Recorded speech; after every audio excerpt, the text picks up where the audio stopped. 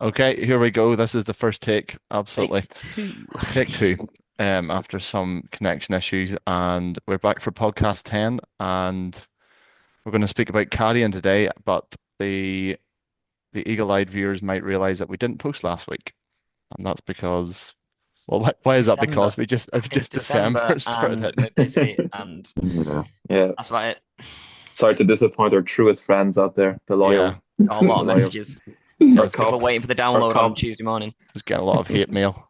Yeah. So yeah, I think you get apologies that for that. regardless, Ethan. I don't think Well, You yeah, gotta we see what he get that. posts. Yeah. that. No, I got thank you mails for not posting. That's what I got. Thanks for stopping.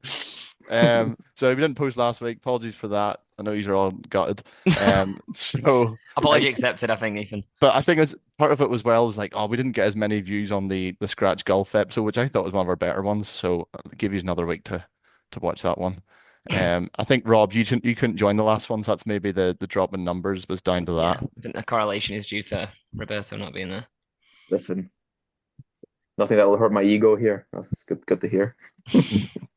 So we're going to talk about caddying today, but as Wait, always, don't we have a tour what? caddy in our midst? Oh no. No, a A two-time. two-time tour caddy. Two-time DP World Tour No, Ethan, caddy. this is your episode. This is my episode This because is I made the mistake of saying I caddied twice. But on the DP World Tour, but technically it was two courses at the same event. There's no I'm still technical. counting There's that as nothing twice. technical about it. Well, thankfully I know the golf courses. It was at the ISPS Handa in Northern Ireland, Oh, right. So your guy must have done at well.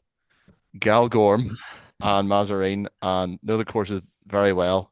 But I mean, if you didn't know the courses very well, you would be counting that as two tournaments technically, would you not? 'Cause you have to learn one course, then learn the other, and no, okay. So I can't call myself a multiple tour caddy then, multiple time you tour caddy. definitely can't. Okay. Well, I can because does the open qualifying count? No, it doesn't, does it? No. Not a Okay. tour event. Okay, I'll just sit back and listen to this episode then. Um, but yes, before we get into the Ethan roast, we'll talk about last week's golf action, and our first point of contact for that is Jordan. So take it away. Probably because I'm the only one who actually watches golf Will you apart from sit and it's your job. well, That's your job. It is your job. my job is to watch golf, yeah, Even not though I play. look like a golf commentator right now, I look like radar. Australian Open, I think it was, and then the one before that was the Australian PGA. I actually can't remember who won the Australian PGA. But the Australian Open was won by Rasmus and Nygaard Peterson, so obviously he's carrying his good form on What from did the um what Big did World Rob Tour say Championship. about 2 weeks ago? He made a call saying that Rasmus will be next Ryder Cup Sure and did. first week wins. So well Yeah, done, I Rob. don't think this gets him to the Ryder Cup though. I know, Listen, but he said bloody, I know, I know he's my stuff. Like I know my stuff. Rob watches. Rob watches it all. no, I mean, So he's the he's guy swinging. who he finished like 5 under for his last how many ever holes to get his DP World Tour card. Is that right? PGA Tour card, yeah. PJ Tour PJ tour card. card. Wow. Mhm. Yeah. Okay, fair enough. And the Ned Bank, Africa's major, um, was last week, and you know what? I actually can't remember who won that either. It's not Christopher Raitan who nearly messed up. Christopher Wrighton Oh won yeah, that. Christopher Wright, of course. He shot level par in the final round. He had like a eight shot lead or 7 shot lead going to the final round, shot level par and won by like one. Yeah, Wow. it was quite interesting that I watched a bit of this, yeah, the one in South Africa on the TV, and the field seemed pretty split. You had a couple live guys actually playing Mhm. the South African event, like Tom McKibben was playing. But to be honest, I only saw him from live because he was playing quite well, but I'm sure there was a few others there. Um, but and then there was the Australian Open, obviously, you had the likes of Rory, but and a few live guys playing it too. Mhm. And then there was the Hero World Challenge Yeah, last week too. Yeah, Hideki Matsuyama, he won that. it's Scottish interesting as side. well. Cam Smith came second by one shot in the was it the Australian PGA? Um, and I think it was your man Rasmus had to hold a 15, 20 foot on the last for a par. So win by one. But it's funny seeing Cam Smith. I think his world ranking's like 347 or something after, and he's Yeah, He Yeah, had he'd missed every cut this year on events that had cuts. He'd missed 7 out of 7 wow. when on yeah with events, and then this week, yeah, it's funny. Like he missed a cut last week at the Aussie PGA, and then he said in his presser, "Oh, actually, my game feels quite good. Don't feel too far off." And then it's mad how you can miss every cut you've had this year, and you can still say that in your press conference, and then Yeah. come out the next week and finish second. Yeah. Unbelievable. That's Rasmus the guys that are good at what they can just turn it on. yeah, But Rasmus's up and down the last was unbelievable as well. He was unbelievable. dead, Yeah. wasn't he? Oh, good. The pressure. Do you see how many people were on that 18 around that green? It must have been about But have 20,000 you people. actually seen the video of it though? Because they're all like Mhm. cheering when he misses the green and Yeah, stuff. yeah. They want Cam Smith Yeah. to win. It's so weird. Yeah, I mean, because Yeah. I mean, when you say misses a green, he was dead, wasn't he? He was short-sided over a bunker in a hell lie. Chips it Yeah. onto 15, 20 feet. Good lesson in not trying to hit a wonder chip, knocking it to 20 feet and giving yourself a putt. There you Give go. yourself a putt. I mean, Cam Um, Smith wasn't looking good. You know, he wasn't in the whole, like he no, wasn't in it for par. So well, that ended it. he Yeah, yeah, he that's could it. play his percentages there. Yeah. Yeah. Yeah. Yep. They were I all want to talk. Yeah, I want to talk about the boy as well who won the Aussie PGA, David Puig. Oh Mm. yeah, that was it. That's it. These two Spanish boys are going to be very good. They're Mhm. boys to watch out for on the leaderboards. David Puig Ballester. and Jose Luis Ballester. Yeah. Is he the guy who peed in the Masters? Yeah. That guy. What a guy. Yeah, the guy. Yeah, he won the USM. He's won on Live now. I think has he? Mhm. I think he won on Live. He's He got a very athletic swing, hasn't he? yeah. I played with him at the Spanish Am in the Oh, round of 16 match play. I think. So you didn't play with him, you played him. I played against. It's one-on-one match play. It's the Spanish you stroke play qualifying, then you get into the match play, a bit like the British Am. And then I was playing in the second round. He was local favorite, and I had the coach, my Swiss coach was caddying for me, and he swung it so good. Like it's impressive how well he uses his body and stuff. Really It's is, such an yeah. efficient, powerful swing. And he hit his drive on two, and the coach just looked at me and he was like, "Whoa, he swings it good." Cheers, coach. And then on the next, he got his phone out and he just filmed him. And I was like, "What are you doing?" And he said, "Oh, I just need this, so just to study it." Need it. I need it for your next lesson. Yeah. I think he beat me 5-4. Good showing. He was already on his way to being a superstar then. And those two boys, they practice together and and they live together, practice together, and in Arizona, and so they're in a good environment as well. Yeah. You watch out for those boys. Well, I live with Jordan. I'm not getting any better, so I don't really know. Yeah, but you're in Corstorphine, not Arizona. It's 65 mile per hour wind out there. The Diamond of Scotland, mate. So yeah, no, but there's plenty going on in the golf world. Well, thankfully with the live stuff, that gives us another episode to talk about the changes in live, how that might impact things going into next year. So we can chat about that. I think they actually announced last week about they're doing more changes to the relegation promotion thing and having this drop zone. I don't know, making all these changes. So, and obviously wanting to move to a 4 round event. So we've got lots to talk about in other episodes, but this week we're going to talk about caddying, and I actually looked up where caddying came from and didn't know any of this, and it's actually quite interesting, especially because we live in Edinburgh. So the word caddy comes from the French cadet, as well, we all know what cadets are, but I was going to say Rob can translate for us, but I think we all know what cadet means. But, the French word cadet, and in the 16th or 17th century in Scotland, caddies were just general errand runners in towns and cities like Edinburgh.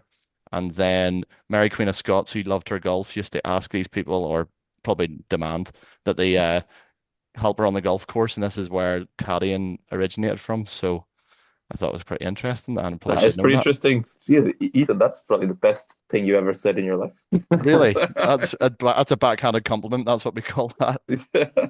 No, it's So actually quite good. yeah, so Right in the city.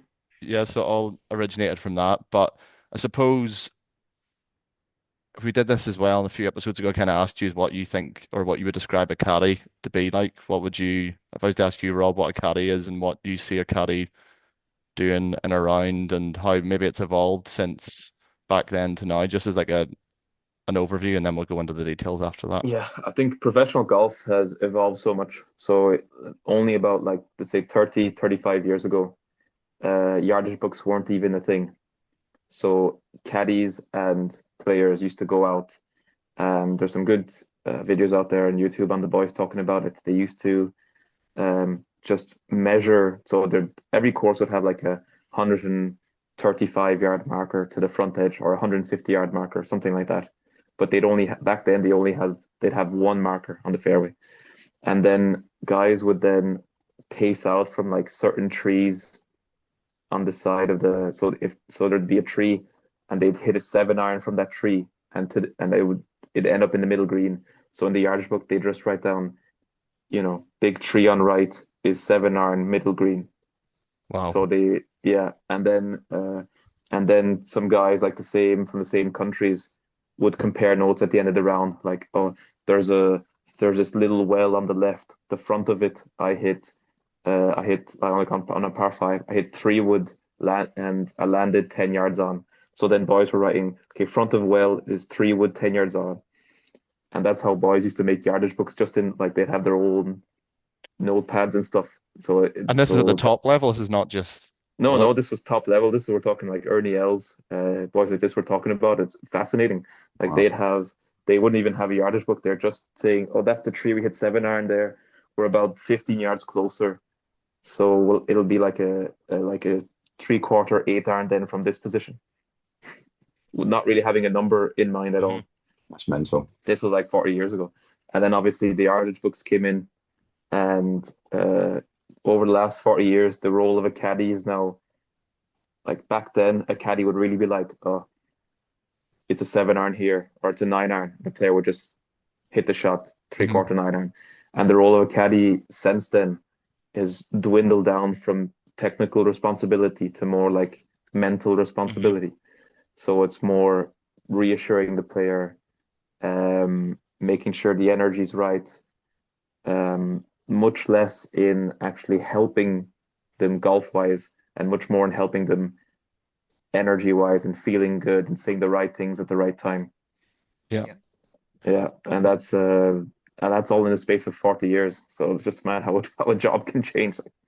Yeah. What would you say, Jordan? How it's Um, changed? I just think that caddies they're so involved, like they do so much work behind the scenes, like that people just don't see, like when they're watching golf on the TV. So there'll be like walking courses, they'll know literally the whole golf course before they even start the tournament and before they even have practice rounds down to like the yard. So they know if like you play hits it offline, they still know how far it is, so they're not taking too long. And like the role of a caddy isn't just carrying the bag. Hmm. So I just think that their job is getting more and more involved with the players, although the player obviously has like the final decision on whether to hit the shot or not. I just think you've got a professional caddy who knows the golf course, knows your game, and this and the other. It's like a massive advantage. Yeah. Yeah. Would you agree, Campbell? Or anything else you want to add before I... Yeah, I mean, yeah, I think that as we've kind of over the last 5, 10, well, since Tiger and Steve Williams, it's sometimes these caddies are now getting, they're a celebrity in their own right because they're a partnership with the player. You've got Ted Scott and Scheffler. I mean, people say Scheffler would not have been doing what he was doing if it wasn't Ted Scott. And I think they're definitely becoming a lot more involved with the player. They're a part of the player. You look at Rory's caddy as well, but Harry, he's a part of Rory in the news. So Yeah, definitely. Yeah, no, definitely. I think I suppose I had this idea for the podcast because me and Rob were having talking about funny stories about caddies over the weekend, but then also I think some even golfers who played for years or club golfers I think still assume like, oh well, he's only really carrying the bag anyway and getting yardages. And suppose we wanted to do an episode maybe to go over, yeah, that might have been the case, whatever however many years ago, but how that's evolved and maybe the day to day as a caddy, what they would get up to. I mean, Rob has caddies pretty frequently on tour. I've caddied in multiple events, and between, I suppose, even at uni, we would caddy at Gleneagles for as different level. You're not obviously caddying for pros, but you're caddying for wealthy individuals. You're paying 500 quid a night to stay at the hotel, then they're paying you however much. So you still have an element of pressure there, which sometimes is harder when they're not as good golfers and they've got these high expectations of themselves, and you're really trying to manage their emotions. They're like, "Oh, I'll play off 16 and like maybe hit a bucket of balls a year and expecting to shit under par in the PGA at Gleneagles." That's difficult in its own right. So, yeah, um, line So him yeah, up to a target that they were never ever going to start it on. He's like, all right, don't worry about it. yeah, it's fine. It's all right. They Have usually you, give have you, they give each other 6 footers though, so it's fine. Yeah, have exactly. you ever caddied for a guy like he's got a 10-footer and you're like, oh, this breaks about a cup right to left, and they start at left of the cup, Yeah. and they said, oh no, it breaks more than that. And they It look broke around at more than you. that. Yeah. What are you doing? Because when he was, where were you on that one? I'm not going to say Yeah. the word. Uh, Yeah, yeah. because I'm going to have to edit out. So, yeah, I suppose we're going to start with core responsibilities in the day to day. So, um, in terms of course knowledge, strategy, and club selection, I suppose you started alluding to it, Rob. So maybe just tell us a bit more about like a caddy's perspective, how much they get involved in the strategy for that week. Yeah, so basically, as I was saying, the role of a caddy back then was really to try and figure out what was the number to the pin, like what was basically the ideal number with the wind and stuff. And now a caddy's role has evolved way more into actually strategy and decision making, like where to aim, how we're going to plot around the course. So after when you play your practice rounds, you know, most of what you're doing during the day is actually just talking to your caddy and figuring out how you're going to unlock the golf course. So, what clubs to hit off the tee. Sometimes your caddy will do, no, hit a driver and a 4-iron here, and you'll hit both. Maybe because you might only see on a certain hole, you might only see 2-iron, but he might see something different. So it's two minds, two good golf IQ minds are much stronger than one. And that's the idea, really. It's just having two really good golfing brains out there making really good decisions. So it's really become like a team aspect in every decision, and Hmm. nearly, especially at the top level.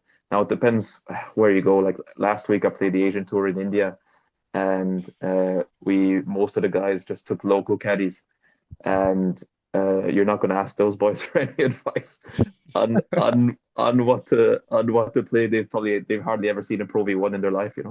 So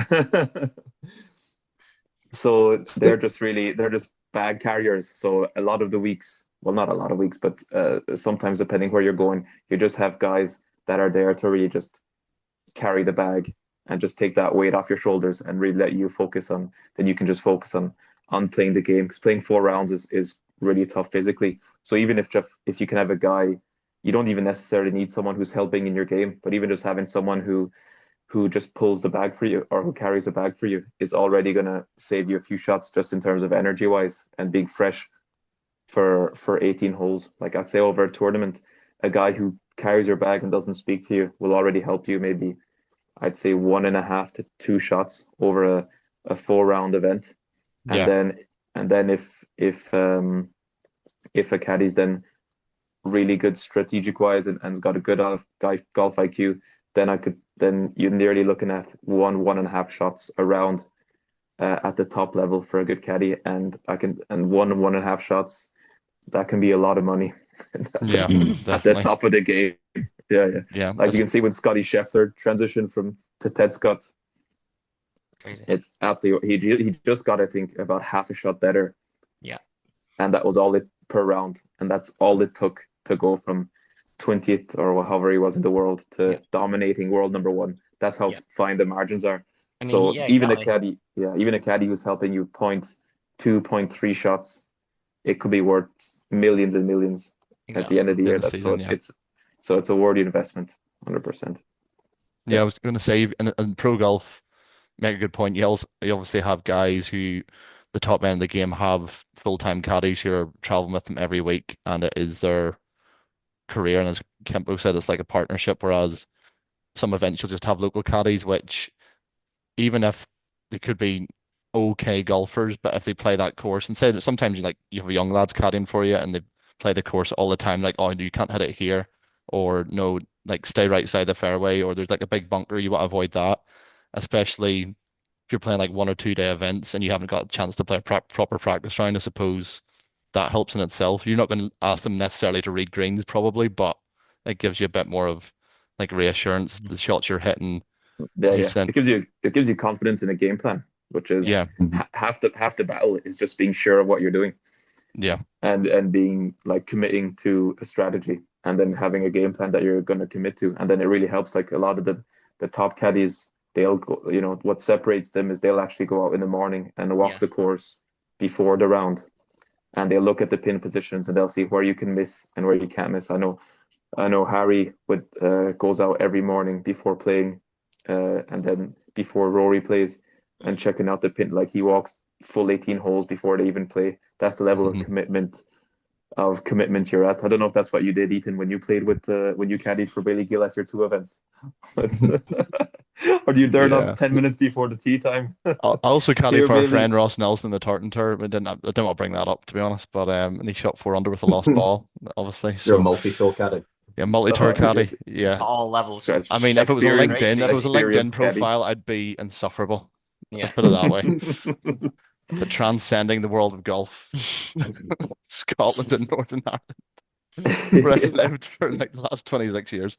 But anyway, so yeah, you said about pre-round prep as well. I suppose like Jordan, if you had it caddy, and I didn't go with you for the practice round at open qualifying, but I suppose you're kind of, I say you're caddying for yourself, but you're doing prep. But if you had a full-time caddy, what type of expectations are you putting on them before an event? Yeah, I just want the caddy. Like in terms of a caddy, I just love having someone who, when you like agree on a decision and having someone back you up on your decision that you're making. So I think that's actually really important as well. And then having like the relaxed side of it as well, just not thinking about the golf every single minute you're on the golf course, and actually just chatting away and just chatting about normal things. We did that a lot at final qualifying. We just chat rubbish in between the shots, and then as soon as it was time to focus, we just focused up, and it was always good to get a second opinion. But when you're both agreeing on the opinion, and that makes you, it kind of reassures you as the golfer that they're like accepting the shot that you want to take, and they think it's the right shot as well. So if people think it's the right shot, then you've got a better chance if they're just not agreeing. So in terms of that as well, and like preparation, I think I just love my caddy to have like my bag sorted, making sure like I'm a bad eat drinker on the golf course, so making sure they tell me to drink lots and eat when the right time is to eat. And for them, they're going to get nervous as well. So like not showing how nervous they could probably get, and reassuring you and just sticking to the task and stuff. I think it's almost like having a psychologist on the bags as well as um someone that knows their numbers and things like that. So I think actually just having like a friend or someone you can just chat to is obviously more for me as well, to be honest. Well, I think I got classified as a friend there. That's pretty good. So, but yeah, obviously on the course, yeah, we're kind of alluding to the fact that it's more strategic. It's not just kind of by goods. Maybe I think it also comes down to personal preference, as you say. Some people will want maybe shot by shot advice, or maybe I think I was going to say talk about green reading because I know personally, I mean, I'm an okay green reader. Jordan's better than me at green reading, so I would never go out of my way to read a putt. I'll be like, even just say to him, "Have you got this one?"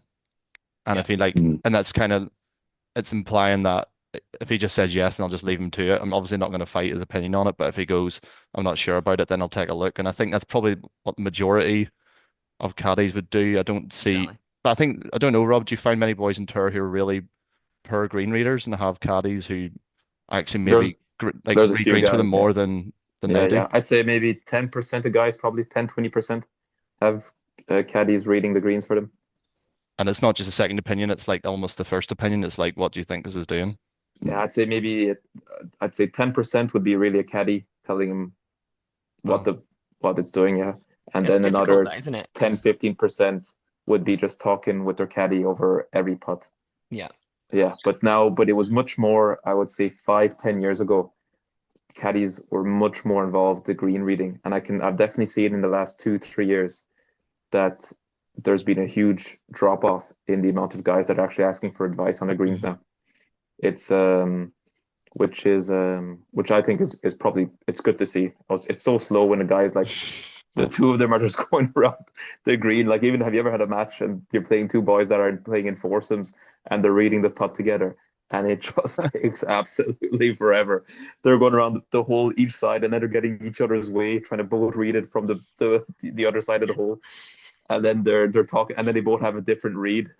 Yeah. And then he starts on the wrong line anyway. And then Other it's and Yeah. then yeah, But I yeah. think sometimes when you're playing, not so much anymore because we're playing like really good golfers, but when we were I remember the younger playing guys off like 10 or 12 in like an inter-club event, and they would do that where they'd both be looking at the pot, and the longer they took, you were like, they're just going to miss this. You just know that Yeah, like anxiety is building. Obviously, it's different in the pro game, but you almost want someone to go, no, I've got it, and then just step back and agree with them. I think Exactly. It's the agreement it's the piece, isn't it? commitment part is like, yeah, the commitment to go, That's it. I don't know, I'm not actually sure. And if you ask your caddy and they go, oh, I don't think, but there's wee things as well, like Jordan will say, if it's like left edge, or say he said it's outside left, and I'm like, I kind of want to hit it a bit firmer, I'll tell him, we'll hit it left edge firm because he's been leaving putts short or whatever. That's you'd kind of pick up on those things during the round, and I think that's when it sets you up from being just an average caddy to not to say I'm an advanced caddy, but like you're obviously So, not okay. you're not just Yeah. giving advice at Okay. that stage. You're actually managing. You're going, okay, well,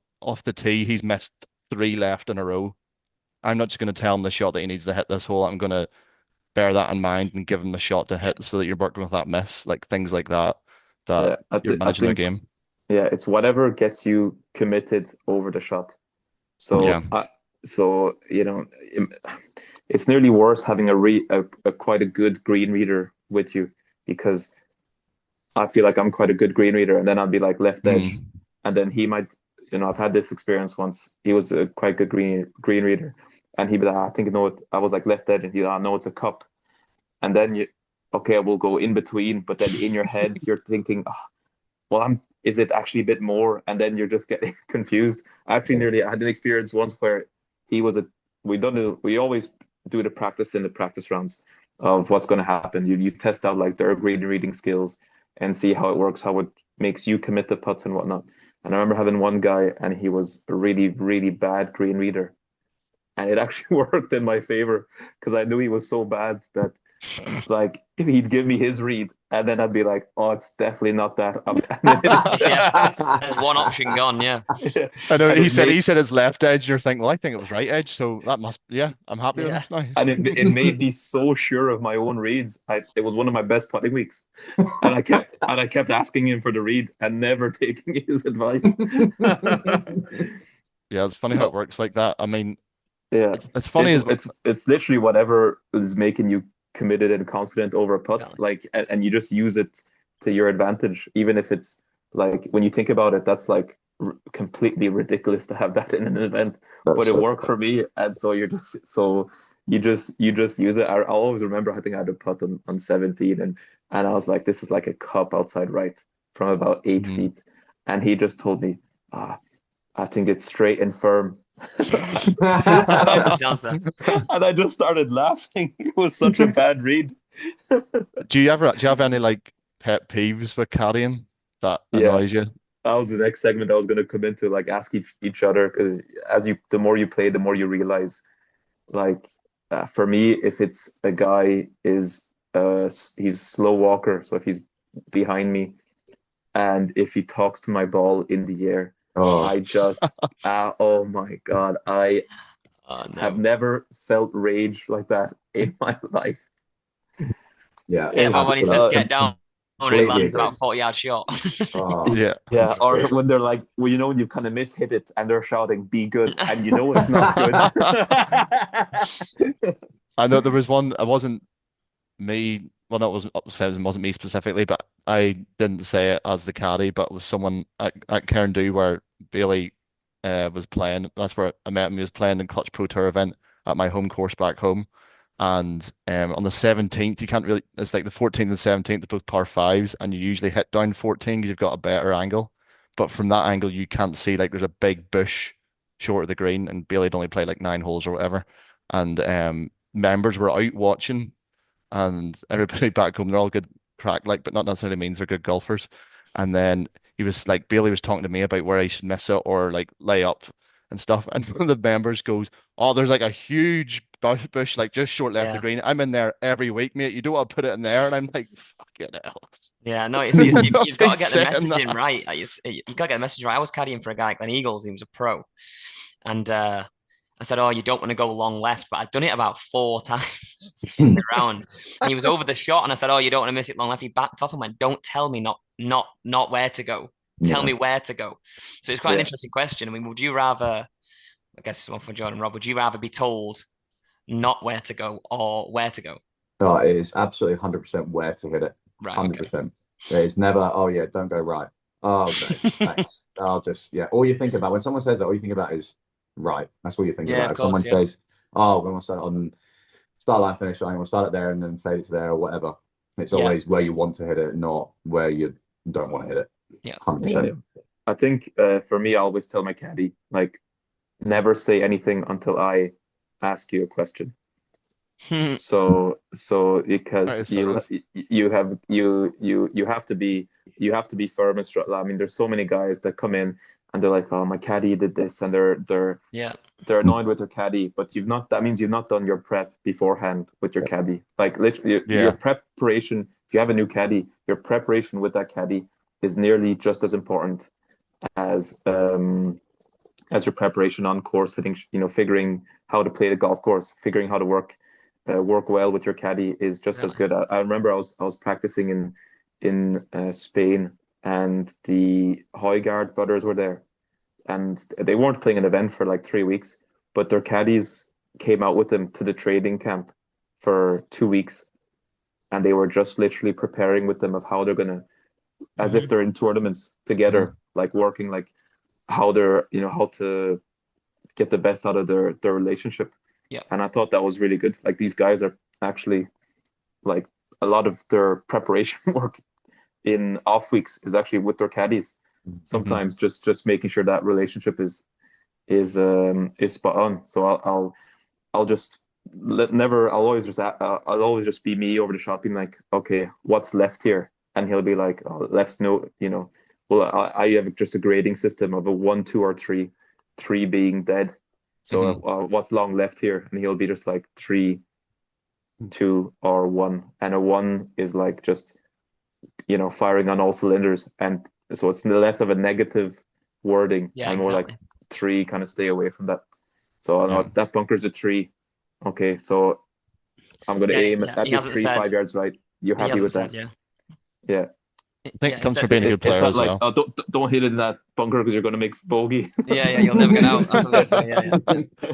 No, it comes from, I think, yeah, that's stuff that I remember coming to uni and getting better at golf that you pick up on from good players is, I think we get the course guides for the events we play, and you'd be doing a practice round, and I think it was Dino or someone told me to like put ticks on it instead of, you can put X's if it's like, if you don't think it's going to bother you too much, but you're better putting ticks or be like, as if to say miss it here instead of writing Hmm. in capital letters, do not go here, because all Unlike, of a sudden unlike, that's uh, it's the first thing you're like looking at. Fergus Bannon with big red So crosshairs all around the back of his green. Fergus, Do not go this is a here. good test to see if Fergus is listening. We were playing Ulster Youths in Donegal and Rossapena, and um, Fergus had had a bad round or whatever, and we were sitting No. in the hostel or wherever we were staying. And looked at his course guide, and like first hole, it was like, do not go left. It is just like leap down here. You don't want to miss it here. Second hole, same thing on the right, same hole. And we were all laughing, going, "You're just setting A yourself up proper failure. for a bad For round here." disaster. But Yeah. um, but yeah, so like obviously don't need to be a top player to be a caddy, but you probably find like a lot of the good caddies are decent players. Like Harry Diamond, Rory's caddy was off like +4, +5 in the old system. Like he played for Ulster and stuff as well. Like he was a Yeah. pretty top player, so he knows. Same as Finno, Tommy. He was Yeah, he was a very good player in his own right. Yeah, your golf IQ needs to be strong. And the only way to do that is to hang around good players and just, I mean, I'd encourage everyone out there, even if they can spend 2, 3 holes with their pro, just to go out and just really ask them, listen, go through this shot as if you were a pro, as hmm, in, what you're thinking, where to start it, where to finish it, why are you aiming there, why are you hitting this club? Mhm. It's you learn so much in like 3 shots. People are, when I play with pro-ams, and I always explain this to people because they don't really realize, and they just come out and they straight away after they're like, wow, they can't hmm, believe how much strategy is going Yeah. into every shot. yeah, definitely. And I suppose we're gonna do a shorter episode because I think we're tight for Rob's time. But I was going to ask, um, in terms of how caddies get paid, how does that change? And I suppose the answer is going to be probably it depends, but I'm just going to say what the common belief is, which is that caddies get paid 10%. And Rob, you might be able to supplement that with more information to say, is that just the big tours? Is that not true anymore? Did it used to be like Yeah, that? How does it work? main tour guys just get like a flat fee for the week. So that on the main tour it'd be something like 1200 quid. And then it's 5% if you make a cut, 7% for a top 10, and 10% for a win. Wow. That's Hmm. that's the usual fee. And it's same on the challenge tour, but challenge tour is like about 800 quid for a caddy. And then it depends, like what a lot of guys do on the challenge tour, now the hotel planner tour, is because all the events we start off in South Africa, and you just take local caddies in Hmm. South Africa, and they're about 400. They're much cheaper. They're like about 400 quid for the week, still on 5, 7, 10%, which is only fair. And you're also trying to incentivize them to do a good job, because the better Hmm. you play, the better they'll get paid. So there be like 400 quid a week, and the idea is to get a really good caddy down there, and then you can then what a lot of guys do is they'll take these guys in South Africa, and then they'll fly them over to Europe, and then they'll pay them the same rates in Europe, and they'll keep a guy like that who's on, we're not making enough money to be paying guys 1200 quid Yeah. every week. So at 400 quid, there that's a fairly good deal if you bring, that's what a lot of guys will do. And then what some guys will have as well is if they have a really good start of the year, um, then they'll bring in actually top caddies, Hmm. because you've made a bit of money at the start of the year. You'll be like, okay, I'm going to invest in myself here, and then they bring in the top caddies to caddy for them for the rest of the year in Europe, because one, a lot of the top caddies will want to find You want, a yeah. Yeah. a player that's actually going to graduate from Challenge Tour and make it onto DP. So Yeah. so some of the top caddies are actually gambling, will gamble on some Challenge Tour players to just to start a relationship with them, and then betting on them to make it to the DP. So they might reduce their fee a tiny bit, and then Hmm. the Challenge Tour guy will spend a bit more onto a top caddy just for that. So they're both kind of gambling on making it and then moving up with that relationship, and that's what some of the guys did. And then you've got a few of the guys like Marco Penge, or a few of those guys will take South African caddies for the whole season and then graduate and just move on from the South African caddy and get a Yeah. good caddy, get a top Mhm. caddy when they've made it to DP. Yeah. I suppose the So 10% is not that far off, and that's 10% of a win. I suppose people that's kind of common understanding, but I think most people thought, Just, yeah, yeah. you miss the cut. I think people think you miss the cut, your guy doesn't get paid, but I mean, that's never the case. They get at least their expenses and some fee, even if you miss the cut. well, you wouldn't pay expenses, but you'd cover, there'd be a flat base fee, yeah, which will Okay. cover um, expenses, and they'll make a bit of money And on is that top of that as agreed? well. Is that agreed before the season with the player and the caddy? Yeah, or if like let's say, well, I remember when the first time I went to the Challenge Tour in South Africa in 2022. I didn't really know what the whole gist was. I'd never had a caddy before, and then you just meet some guys around the putting green, and you just chat to a few guys, and you try and pick a guy that you kind of quite like the energy or Hmm. or about them, or sometimes you just ask players that have used some guys before, and you'll try to get experienced guys to tell you, Hmm. who's a good caddy or who's not, who's not too good. So usually the caddies will actually stick around a certain type of like a country, like so the players will hang out together. Like we have one South African guy, um, I can't remember his name, but I remember he caddied for like 4 or 5 of the Swiss guys last year. Hmm.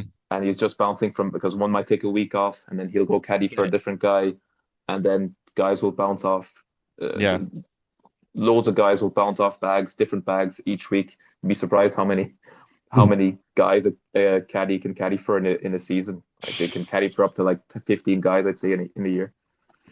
Wow. And then that's how you pick one. And then but it's again, like you'll do practice round Tuesday, Wednesday, and you're kind of hoping, especially in South Africa, it goes well. And then if it goes really well, then you'll bring them over to Europe. And then if you have a bad time in South Africa, then you'll probably go caddyless in Europe for the start of the season anyways.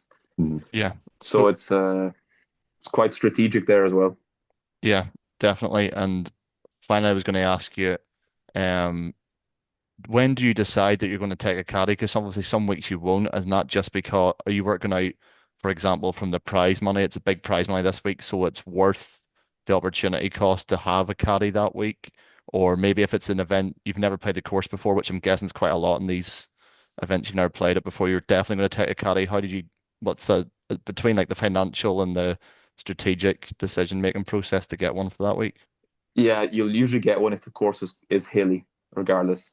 Mm, So you'll pick spots where to get a caddy, and you'll usually, if you're playing like 3 weeks in a row, you might organize 3 or 4 weeks in a row. You might organize a caddy for the last 2 weeks, for example.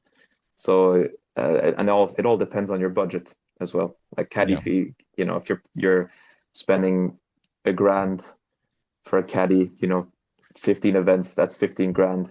You yeah, know, Challenge Tour is quite expensive tour, and you're not making, probably only the guy that finishes maybe 50th, 40th in the 50th will break even with prize money which is in the mental. year. Yeah, So like there's a lot of guys without caddies on the Challenge Tour. But yeah, once again, like it's quite hard, even if you're playing well, to find a caddy, a good caddy or a professional caddy, because he has to be gambling on you to get a DP World Tour card. yeah, So it's funny. Yeah. you only have maybe 10 or 12 top caddies on the Challenge Tour, and they'll be on the bags of the guys that have probably won in South Africa or had like a top two or top three guys that they're really gambling on, or like past tour players, so like Eddie Pepperell, Paul, Lucas Yeah, Biergaard. These guys would have had their top caddies with them, like, but yeah, Adrian definitely. Naus as well. So So these, those guys will, it's funny how that actually caddies have a bit of bargaining power then, because if you, the better your caddy you are, then actually boys at the top level, the challenge are almost fighting to get you on the bag. Because obviously at that yeah, one or two shots a tournament, once you're getting to like the top, like getting the DP World card places, it makes a huge difference. Totally. I yeah, mean, anyone would want Ted Scott on the bag at the Masters. I mean, how much would you pay for that? It's Yeah, but it's also funny, like as we kind yeah, of recap how it's obviously you've got the strategic element, but obviously the relationship element as well. You've got the likes of Billy Foster, who's a fantastic caddy, but he's caddied for like loads of guys over the years, like yes, starting yeah. like with Sevy, Lee Westwood. Now, is he still with Matt Fitzpatrick? I don't But, think he has. I think he might have I think left. he has left the bag. Yeah. Yeah, So you, like he's you'd won you'd be, majors and world yeah, number one with Lee Westwood, and he's not like it's still yeah, like not relationship necessarily break down, but it is kind of like a bit of a breakup where this yeah. relationship's not there anymore. You just have to go, this isn't working. Like I'm just gonna have to try something else. Justin Thomas obviously did it as well. yeah. You'd be surprised like how many guys change caddies, like how many caddies are turning. It's like it's really it's a merry-go-round sometimes. Because the thing is, if you get one bad feeling with Mm. a Yeah. caddy, yeah, it's over. You get the ick. You, You it get is just You you get get the ick. the caddy yeah. ick. There's No, but your it's there's it's the funny. I mean, flashpoint. sometimes the caddies can do that with the players. If I mean, it's funny. Spieth's caddy. I forgot his name, but he was in quite difficult Michael Greller. financial difficulty for a little bit because Spieth Yeah. was just struggling. He stuck with him. So Yeah, I mean, that's a strong bond those guys have got. But some players leave the bag of was it Hovland? His caddy left his bag because he was mental for a bit and stuff like that. yeah, It's yeah. They switch all the time. yeah. I remember the caddy I had in South Africa. We did 3 events, and I was actually played quite good at the start of the year, and then because I was playing well as well, suddenly with him, so we had a good partnership. Suddenly he had a bit of bargaining power, and Mm. so yeah, yeah, oh yeah, yeah, it gets a bit political as well. Like, and he was like, he told me like, oh listen, I've got an offer from one of the girls on the ladies European tour. She's offering me this, and like, I'll stick with you if you match it. Oof. And I was like, oh man, I'm definitely not matching that. Like, go have fun in Abu Dhabi with the girls. No, you actually caddied that week instead. So yeah, You went out to Abu Dhabi. I But was yeah, like, oh my God, I might be a caddy on that kind of fee for the week. yeah, I think we've found a good balance between saying what makes a good caddy, but also our pet peeves. But hopefully people realize now it's not just a just carry the bag, or maybe even a little bit more than that. There's so much that goes into it from a caddy's perspective. They've got the prep for the course that week, but even before that, they need to have good golf IQ, ideally course knowledge. Obviously, in bigger tournaments, those caddies who played or caddied around Augusta loads of times is a great help to those players. And yeah, under pressure situations as well, just knowing that what to tell the player at the right time, what not to say, and then also balancing that relationship, knowing what the player wants to say, because he might say something to one player, but he might have caddied for a guy a couple of years ago who would have preferred something completely different. So, Yeah. um, Yeah, good, a lot of good caddy relationships are, appreciation. a lot of relationships are basically friends first, but some of them are literal kind of professional partnerships. Yeah. Um, and you can see it a mile away, whether some guys stay with each other in the week, whether they're just there for the player, you know. Oh, there you go, he's gone. But yeah, Yeah. it's these so many times, when you talk about it was on Rick Shields' podcast with Billy Foster talking about the last um in the US Open for Matt Fitz, and it was that's a professional relationship, Hmm. obviously they're friends from Yorkshire, but it's a professional relationship first. Um, Yeah, definitely. It's weird, sometimes a strange dynamic, but also, yeah, naturally it is a business relationship at the end of the day, and you get on with someone you work with, but it doesn't necessarily mean that no matter what, you're gonna stick by them. So exactly. that's interesting. So yeah, good carry appreciation. We probably should have a bit more prep. Had our good friend Matt Fitzpatrick, Matthew Fitzsimons. We get Matt Fitzpatrick on as well if he wants to come on. Well, Matthew Fitzsimons. we can do a whole separate episode of Yeah, of our Fitz. friend Fitzy who caddies on the Asian tour, and he caddying for a guy from New Zealand. And yeah, he's doing quite well at the moment. So yes, I hope everybody enjoyed that. Change your perspective of caddies, good caddy appreciation. We appreciate it because all of us professional caddies appreciate the love. So Well done, Ethan. You thank you. appreciate it. Thanks very much. I was waiting. It's only taken you however many minutes, and I said it was going to be a shorter episode, and I think it's shorter by about 7 minutes. So but yeah, Again, we're gonna hopefully, I don't want to jinx it in case we're unprepared and it doesn't happen. We're hopefully going to do a Christmas quiz soon with our good friend Jamie McIntosh as a host. I don't know if Kimpo unreal. knows this, He but did mention it, but he's got a lot of time to prepare at the moment. So he does. Yeah, he's nursing an injury at the minute. So, um, and it's good because all of us are kind of, well, all the three of us live in Scotland, but Rob's been over a lot more recently. So, we'll try and get an in-person one. That's more difficult than it sounds because you need multiple mics and stuff, but we'll get there eventually. But sure. In the meantime, hopefully we'll post again next week. It can't be posting two a month. That would be pretty bad. So, yeah, Yeah, we'll be fine. follow us on Instagram, TikTok, and see you in the next one. See cheers, ya. guys. Cheers.